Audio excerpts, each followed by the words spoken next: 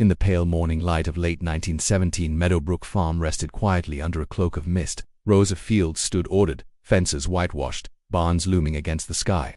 The Great War, distant in geography, close in memory, had emptied factories, hollowed towns, and torn families apart. And yet, in Greenwood County, there stood Meadowbrook offering promises. Steady work, safe lodging, fair contracts. Joseph Carver, the farm's proprietor, was a man of outward respectability. His coat impeccably tailored when he received visitors, his handshake firm, contracts printed on linen paper, official stamps, witness edges. He spoke of duty, of honor, of labor as dignity. He promised wages at term's end, meals, shelter, no deception. Many believed him, those who had few choices, those who believed in paper, in signatures, in honor. Mara Fields arrived in spring, carrying hope in a battered suitcase. Her sister stayed behind, awaiting letters. She was a seamstress by trade, gentle with needle and thread. She believed in Carver's contract. Others came, men who once hammered in city workshops, immigrants crossing seas, displaced by war, by politics, by hunger. They came to Meadowbrook trusting promise. Contracts were clear. 2 years service, housing in dormitories, meals provided. Wages held in escrow until term fulfilled. Departure before end meant loss of wages, loss of contract, loss of claim. Many signed, many expected the end would bring recompense.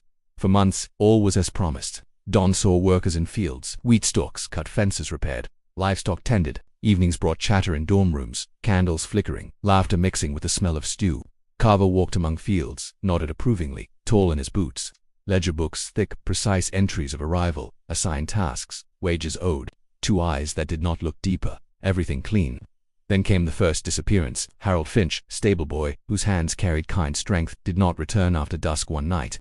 The dormitory bed he had slept in was empty. His supper left untouched. Tools and stable untouched. When asked, Carver said Harold had deserted duty without notice. Witnesses signed, ledger entry made, but no proof. His coat remained on the peg, his boots still in the hallway. Only silence lay in his absence. Weeks later, Lena Weiss, seamstress from abroad, wrote home. All is well, I am paid, I am safe. I believe in this promise, her letter said. Then letters through the mail stopped. Dorm bed unmade. Sewing kit gathering dust. Carver's record placed her exit under failure to report. Contract violated. Neighbors whispered, but the ledger glowed perfect. Contracts were displayed, clauses read. Yet the empty lodging spoke louder. The discrepancy began to sharpen. The contract list said 45 field laborers. Harper, the overseer, counted only 28 in morning light. Tools ordered for 45, clothing made for 45. Yet many clothes remained in crates. Beds empty, meals unserved, food stores underused. The harvest matched promise. Fields were full, but hands fewer, faces fewer.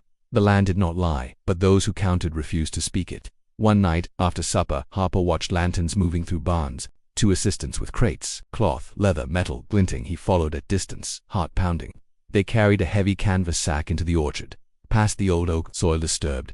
Leaves piled an outline of a shallow grave. Quicklime dust scattered, earth raked. They paused, covered, left. Silence reigned. Harper returned to the ledger. Names vanished, replaced by phrases: deserted, broken contract, unfit for work, official papers, witness signatures, Carver himself signing. The handwriting neat, the dates consistent, but no departure documented. No journey home, just absence. Rumors spread.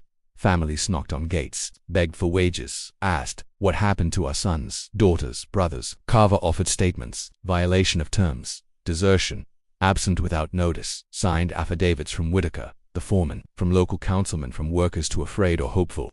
These documents passed as proof. Meanwhile, the ledger grew. Objects turned up in barns, watches without hands, a belt with initials, a sewing pin, a carpenter plane etched with initials. Crates marked personal effects. Under hay, overlooked because no one believes ghosts, only numbers. Harper gathered them, matched them to ledger entries.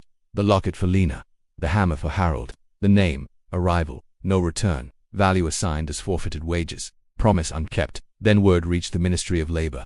Letters from Greenwood.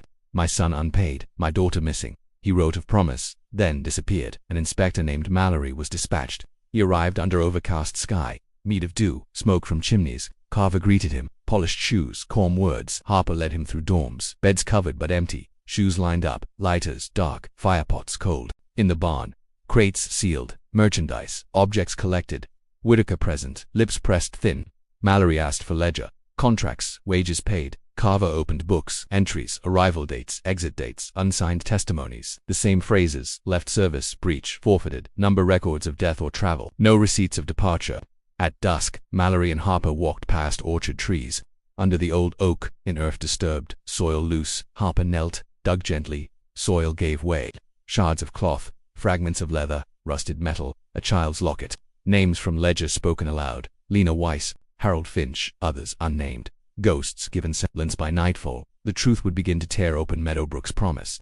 Night had fallen over Meadowbrook as Inspector Mallory and Overseer Harper stood under the oak tree, the earth soft with frost. The stars were cold witnesses.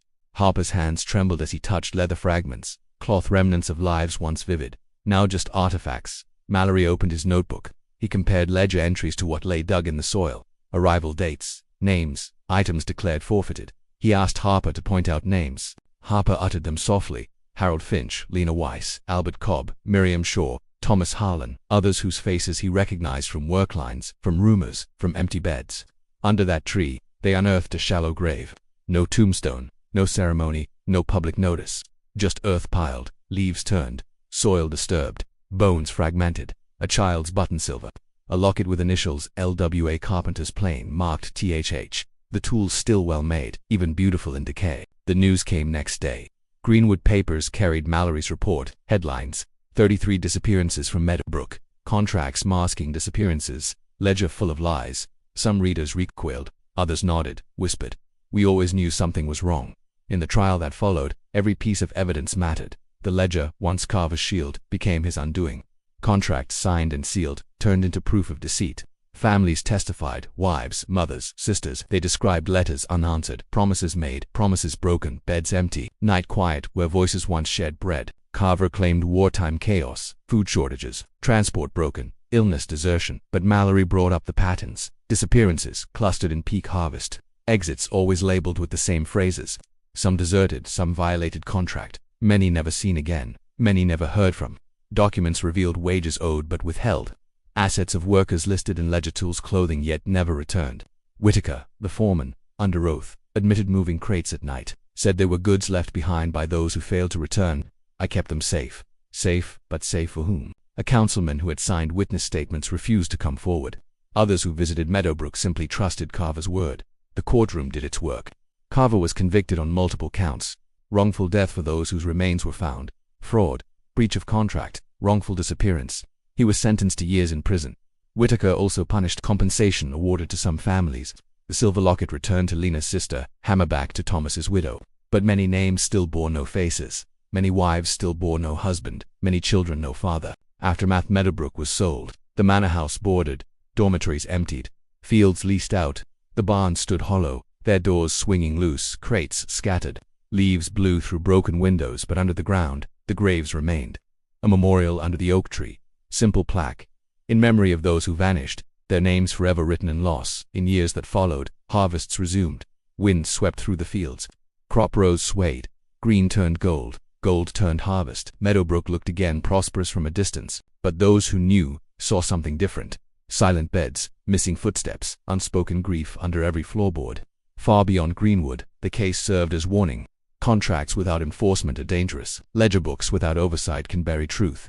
The power of paper should not silence the voice of absence. We remember Lena, Harold, Albert, Miriam, Thomas, those unnamed. We recall what was promised. We recall what was stolen. We honor what was left undone, because a disappearance is not closure. A contract is not redemption when lives are lost. And ledger lines cannot erase memories.